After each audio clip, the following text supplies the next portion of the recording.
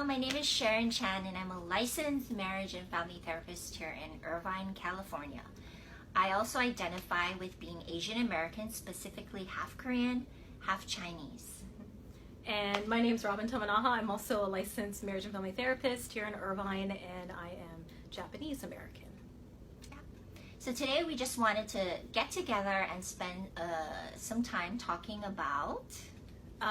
What we're going to talk about is just a few, I guess, just kind of maybe stigmas regarding Asian Americans and mental health.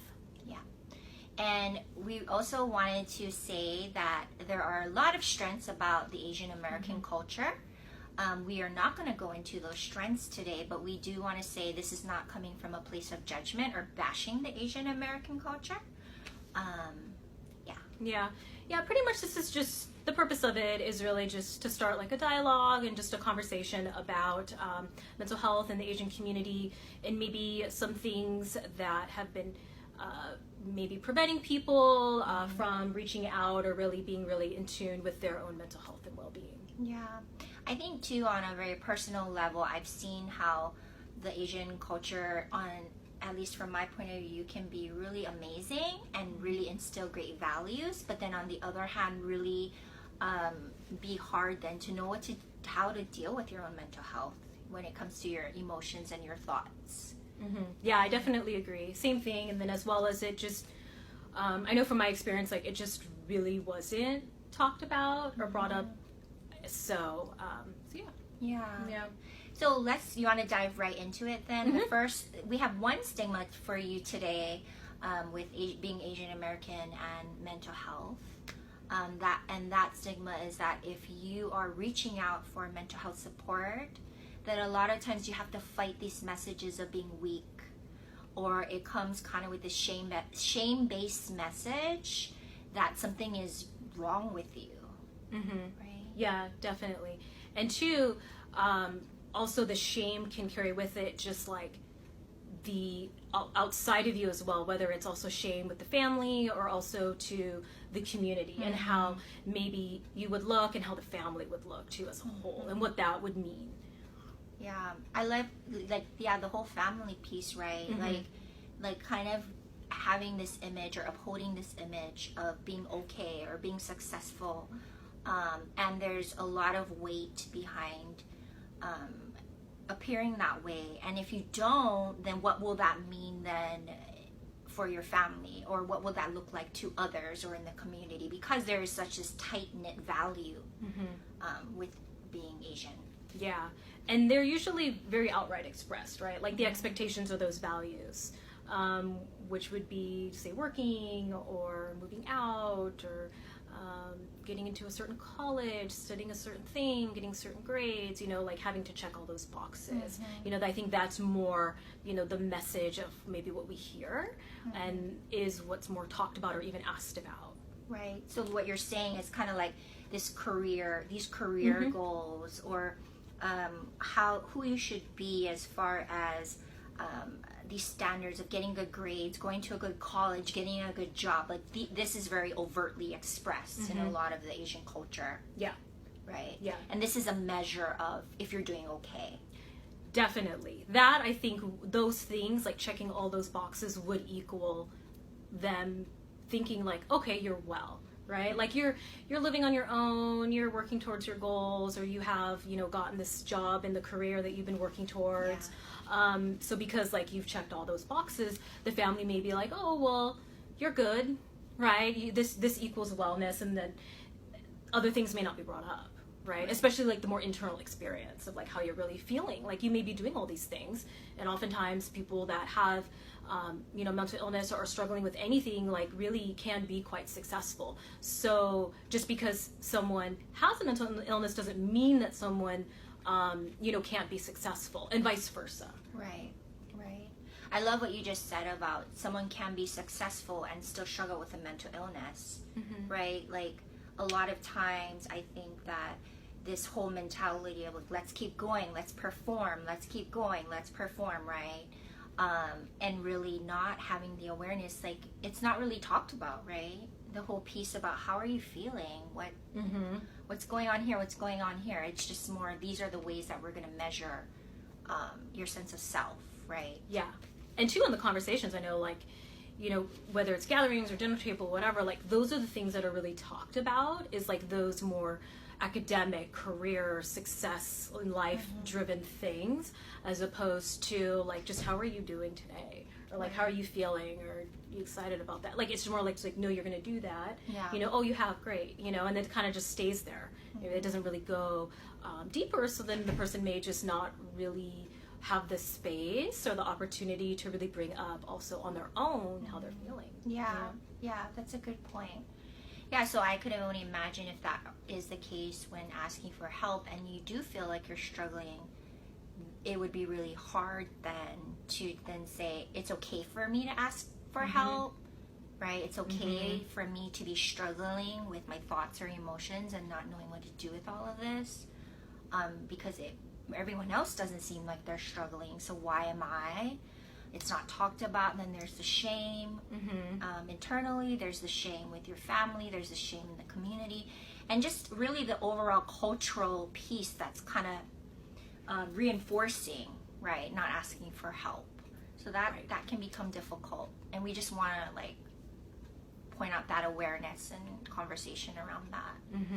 It's, and I think too, like, you know, what you said too, like, it having to just like keep going, like, that is very much, I think, what we're kind of shaped and modeled to do. You know, we don't also very often just kind of stop, you know, and think about things. So, I mean, it's not, I think, what it was the norm, you know, within family, but that doesn't mean that it's not important. And if you feel something, then I think it very much means that, like, you know, there's something going on that can be addressed and should be addressed. You know, there just may be other avenues or, you know, opportunities that you may have to address what you're experiencing. Yeah, I think also, Robyn, is there anything that you would kind of encourage somebody that maybe is watching this video and is struggling maybe, and is kind of living this reality of being immersed in the Asian American family? What would you tell them about reaching out for help, for mental health help specifically? Yeah, and it would be just, you know, listening to how you're feeling. You know, if you feel like, you know, something's missing, like, even if you're doing well in school or you're doing fine at your job or you have, you know, friends and family, you know, still, like, this is something that's internal. So listening very much to, like, what your experience is, because it is meaningful, and reaching out, you know, whether it's to therapy or there's also, I think, in the Southern California, there's a lot of like Asian American like groups just in general that like you can get together with other people and talk about things. So the main thing is just like, it's not going to feel like, I think, the most comfortable. You know, there is definitely discomfort with it because it's not something that we were really raised to do, but still it is important, and if not, it could have, you know, more long-term implications. Like, it may take its toll, you know, so definitely listening to that part of you. Yeah, for sure. I love how you said long-term implications, because I think this concept of keep going and not incorporating the mental health aspect of people can work very short-term. I think it can produce great results, and I know a lot of people are successful in their jobs and careers, and that's great. But what starts to happen is the mental health starts to take a toll a lot of times. And even though there can be a lot of success and the standards and the markers are being met, the mental health starts to catch up. So like Robyn was saying, it's just like giving room for that mental health piece and being in tune and asking yourself, how are you feeling?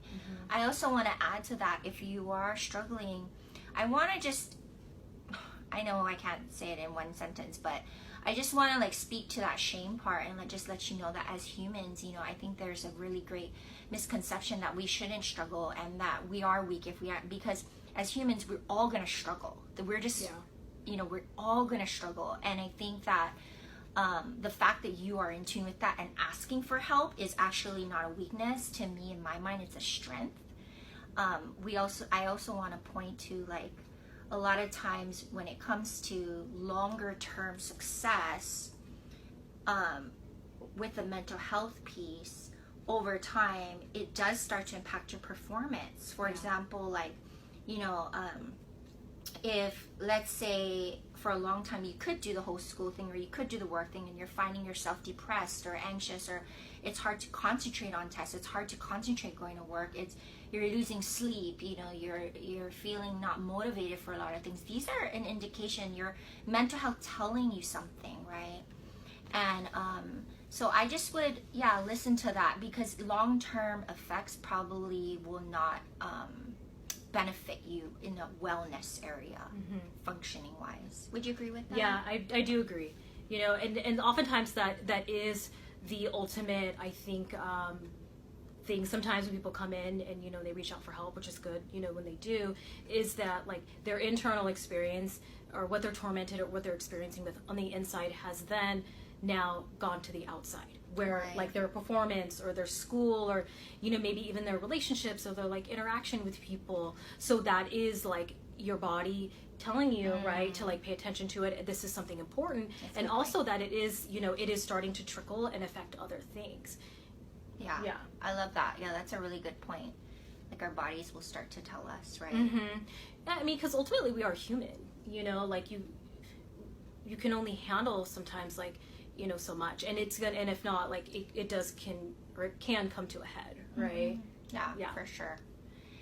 Yeah, so I mean, I think that's all on my end, unless there's anything else you wanna. I think for what I would say too is just to keep in mind, like you're also like your value, like you can do things you need to do, like work, school, friends, family, you know, and that realm, but at the same time, like taking care of yourself, addressing your mental health or, you know, emotions that you're experiencing is just as important.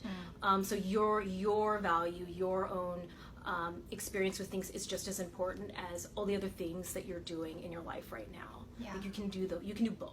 Right? Yeah, I love that, because it's not just I have to, like, if I take care of myself, that means I have to let go of being successful or having good performance, right? Like you can take care of all of these things, but I think what's left out in the equation a lot of times in these messages, in the Asian culture message, is, can I take care of myself? Yeah. Do I matter, right? Yes. Right. Or like, is it that important? Or is too? It that you know, because like oftentimes the message is like all the other things are the importance, and you're just kind of the one like doing all the action, you know, doing all the work and doing all these things, you know, but you're the one doing them, so you're equally as important as all those other things that you're doing. Yeah. So you're worth it. Take care of yourself. I hope this was helpful. We'll leave our message below, right? Yeah, we'll leave our information. Yeah, we'll leave our contact information on our website. And stuff below if you ever want to contact us and reach out, and then I'll do a little, I guess, disclaimer too, right? So this is not therapy, it is not a replacement for it. If you do want to reach out, there's us as well as others in the community that you can reach out to for support. Yeah, okay. Totally. Okay. All right. Well, thanks for watching. Thank you. Hopefully it was helpful. Take care. All right. Bye. Bye.